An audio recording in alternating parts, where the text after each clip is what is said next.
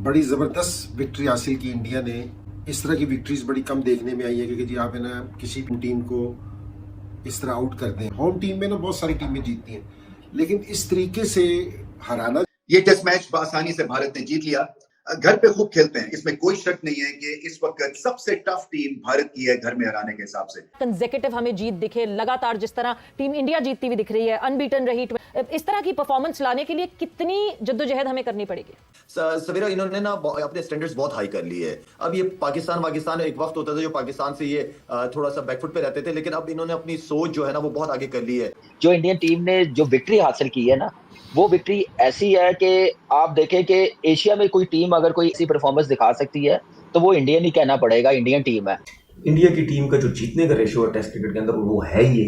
अब आप ये देखें, चाहे अपनी कंट्री में खेलें चाहे बाहर खेलें, 3 दिन के अंदर अगर आप मैचेस खत्म कर रहे हैं 2.5 दिन के अंदर, इसका मतलब ये कि आपके पास बैटिंग तो है लेकिन बॉलिंग भी ऐसी है जो 2.5-3 दिन के अंदर मैच खत्म करे। और उसके आगे कोई भी आएगा वो उसको डिस्ट्रॉय कर देंगे, उनको मात दे देंगे। इस वक्त इंडिया की टीम ऐसे ही लग रही है, बहुत जल्द लग रही है। बॉलिंग यूनिट देखा जाए, चाहे वो पेसर्स ले लें, नया बॉल पुराना बॉल, स्पिनर्स ले लें, एक्सपीरियंस है, विकेट टेकिंग है। कुलदीप यादव ने 5 for 82। कुलदीप का समझ में नहीं आ रहा है इनको ना, अंदर कौन सी आ रही है बाहर कौन सी आ रही है। वो तो आखिरी विकेट अच्छी पार्टनरशिप कर गई थी, अदरवाइज वो कुलदीप ने बहुत अच्छी बॉल किया। मैं कह रहा हूँ हमें कौन सा समझ आ रहा था कुलदीप। अरे भाई जरा ये देखो तबाही, दूसरा टेस्ट मैच में भी इंडिया की बड़ी जीत आई। वेस्ट इंडीज ने जो इंडिया को टारगेट दिया है ना यार, इससे ज्यादा तो मैं नाश्ता कर लेता हूँ। और ये तो प्रैक्टिस है इंडिया के बैट्समैनों की। 121 रन का जो है वो टारगेट दिया और इंडिया के लिए टारगेट तो मक्खन मलाई। जैसा आउट हो गए, लेकिन कोई मसला नहीं। इंडिया की बैटिंग लाइन के लिए अगर 500 स्कोर भी वेस्ट इंडीज देता तो इंडिया के लिए कोई मुश्किल बात नहीं थी। बात जिस टाइम ये बैटिंग कर रही होती है ना, तो ये फाइट करती है, तो आपको पता चलता है कि जी इसकी टीम की कितनी स्ट्रेंथ है। मगर टफ टाइम एक आधे सेशन में जरूर दिया, मगर उसके बाद इतनी कैपेसिटी नहीं थी कि वो भारत को चैलेंज कर सके over a period of 5 days. मगर भारत को क्रेडिट देना पड़ेगा कि पिछले 5-6 साल से एक लेवल मेंटेन किया हुआ है और नए से नए सुपरस्टार्स निकालते हैं, नए से नए हैरानकुन परफॉर्मेंस निकालते हैं, जिसकी वजह से इस टीम की रिस्पेक्ट है ना सिर्फ भारत में बल्कि ओवरसीज टेरिटरी में भी जाके अपना लोहा मनवाते हैं। इंडिया वाले ने उनको बुलाया और घर आके मारना ना कोई इंडिया से सीखे, किस तरह घर आके भी और घर जाके देख लो, इधर बुलाया फिर मार रहे हैं। पहला मैच है कि नहीं है वो सीखते हैं। बड़ी जबरदस्त विक्ट्री हासिल की इंडिया ने। इस तरह की विक्ट्रीज बड़ी कम देखने में आई है कि जी आप है ना किसी टीम को इस तरह आउट कर दें। तो वैसे मेरे लिए ना एक ज़्यादा हैरानकुन ये है कि मेरा ये ख्याल था कि जी थोड़े ज़्यादा स्कोरों में आउट कर देंगे, लेकिन इसलिए बात कर रहा हूँ कि जो इन्होंने पहली इनिंग्स में, पहले टेस्ट मैच में पहली इनिंग्स में बॉलिंग की थी ना, पता चल रहा था कि जिस तरह बुमराह ने, सिराज ने बॉलिंग कर रहे थे। जब से ये नई लड़कियाँ आई हैं, जो ये जिस अप्रोच से ये खेल रहे हैं क्रिकेट, जिस कहना चाहिए कि पैशन के साथ खेलते हैं, जितने ये पॉजिटिव क्रिकेट खेलना शुरू हो गए हैं, वो इसलिए कह रहा हूँ कि अब देना कि इनकी विक्ट्रीज है ना आउटसाइड द कंट्रीज बहुत होने लग गई। जिस टीम की विक्ट्रीज आउटसाइड द कंट्री होना शुरू हो जाए ना, तो इसका मतलब ये है कि जो उसकी टीम है ना बहुत स्ट्रॉन्ग टीम है। होम टीम में ना बहुत सारी टीमें जीतती हैं, लेकिन इस तरीके से हराना मुल्क में, और ये एक बड़ी टीम की निशानी है। और मैं जितनी भी सिराज की तारीफ करूँ, बुमराह की तारीफ करूं, क्योंकि एक तो देखो विकेट सिराज ने टेस्ट मैच आउट किए हैं, बुमराह ने दूसरी इनिंग्स में ये 3 आउट किए हैं, लेकिन आप इनकी अप्रोच देख रहे हैं कि जिस एग्रेशन के साथ ये बॉलिंग कर रहे हैं, जिस टाइम ये बैटिंग कर रही होती है ना, तो ये फाइट करती है, तो आपको पता चलता है कि जी इसकी टीम की कितनी स्ट्रेंथ है। और रहे सही कसर के बॉलर्स तो पहले टेस्ट मैच में भी इससे बड़ी ज़बरदस्त बॉलिंग कर रहे थे, और जहाँ भी उन्होंने कोई अपॉर्चुनिटी मिस नहीं की कि जितनी ज़बरदस्त, मेरे ख्याल में जो इंडिया के पास अपॉर्चुनिटी थी पहले टेस्ट मैच जीतने की, ये उसका रिवॉर्ड मिला है कि जो ये इतना ज़बरदस्त टेस्ट मैच जीते हैं। लेकिन मेरे लिए जो सारों से इम्प्रेसिव चीज़ है कि जी टेस्ट मैच अच्छे भी जीतते हो, आप हार भी जाते हो, वो वाली बात नहीं है, लेकिन सारों से बड़ी बात यह है कि जिस अप्रोच के साथ आप खेल रहे हो ना, जिस एग्रेशन के साथ खेल रहे हो, ये चीज़ बहुत मायने रखती है। ये चीज़ें ना बहुत सारी फतवात है ना अपने पास लेके आती है। एक टेस्ट मैच नहीं, ये बहुत सारी फतवात आपके पास लेके आती है। तो बड़ा ज़बरदस्त रहा इंडिया के लिए और सिराज के लिए और बुमराह के लिए, बॉलर्स को, क्योंकि जी जिस तरह की इन्होंने बॉलिंग की है कि देखने का भी मज़ा आया इनकी बॉलिंग का। एक दौर था कि वेस्ट इंडीज़ की टीम डोमिनेट करती थी टेस्ट क्रिकेट के अंदर, और कितने ज़बरदस्त फास्ट बॉलर थे उनके पास। टेस्ट क्रिकेट के अंदर अगर आपने जीतना है या परफॉर्म करना है तो आपके पास जो बॉलिंग लाइनअप है वो बड़ी तगड़ी होनी चाहिए। बैटिंग तो होनी चाहिए, लेकिन बॉलिंग जो है वो मेन चीज़ होती है। कि इंडिया की टीम अब जो डोमिनेट कर रही है टेस्ट क्रिकेट के अंदर, उसकी रीज़न क्या है?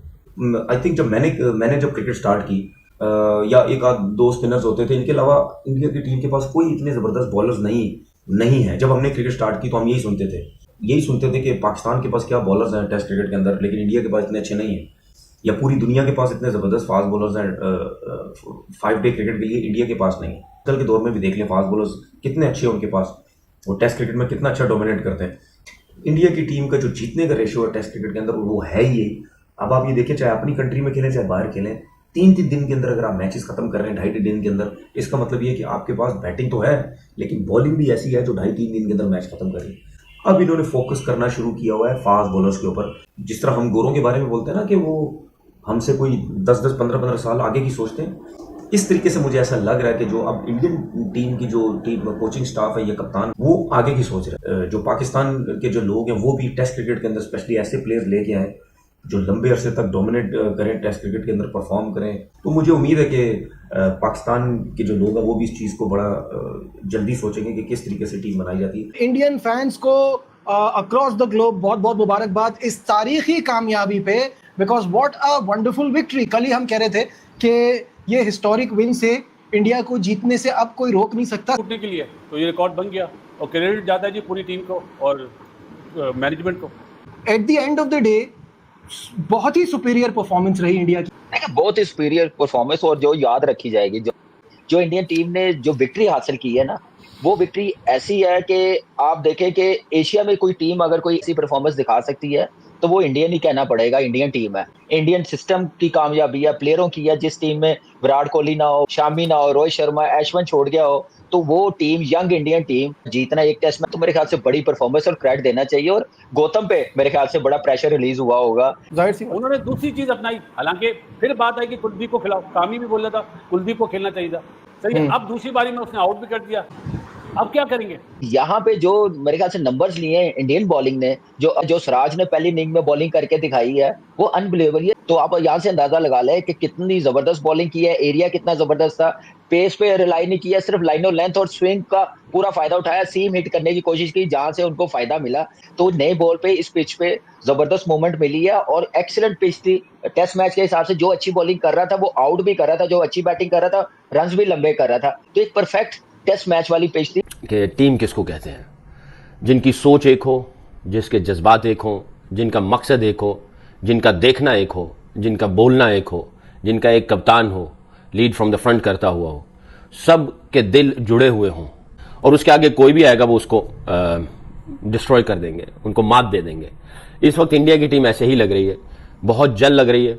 बॉलिंग यूनिट देखा जाए, चाहे वो पेसर्स ले लें, नया बॉल पुराना बॉल, स्पिनर्स ले लें, एक्सपीरियंस है, विकेट टेकिंग है, थ्रेटनिंग है, एग्जीक्यूशन है प्लान्स की, ये नज़र आ रही हैं। बैटिंग में ले लिया जाए, उनका लीडर उसी की बात कर ली जाए पहले, तो वो कॉन्कर्ड कर रहा है सारे रिकॉर्ड। और बाजू का ऐसा होता है वो अपने रिकॉर्ड को भी नहीं देखता, सिर्फ टीम को देखता है, टीम की परफॉर्मेंस को देखता है। One of the best in test cricket जो इंडियन उसके ऊपर रिलाई करते हैं। खैर इंडिया तो हर किसी के ऊपर रिलाई करते हैं और एक टीम बन के खेल रही है। गालिबन if I am not wrong पिछली 11 होम सीरीज जीत चुके हैं, बाहर जाकर भी बड़ा तगड़ा खेल रहे हैं। और मुझे लगता है कि ये जो वर्ल्ड टेस्ट चैंपियनशिप है, इसके ऊपर नज़र है इंडिया की और कप्तान की इंडिया के, कि कैसे दुनिया में टॉप पे जाना है। और खासतौर पे captain lead from the front, जितना वो फिजिकल फिट है उससे कई गुना ज़्यादा वो मेंटली फिट नज़र आता है। कहीं से भी ऐसा बॉक्स नज़र नहीं आ रहा कि जहाँ से कुछ हम कह सकें कि यहाँ से झोल खाता है या यहाँ से वीकनेस है इसके अंदर।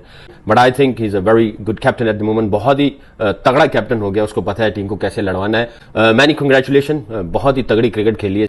जो है उनके सामने बिल्कुल ही ऐसे लगता है कि वो बच्चे हैं और ढेर हो जाएंगे। मगर इंडिया की बहुत ही आला है, जिसकी वजह से वो ऑर्डिनरी टीम लग रही है इनकी।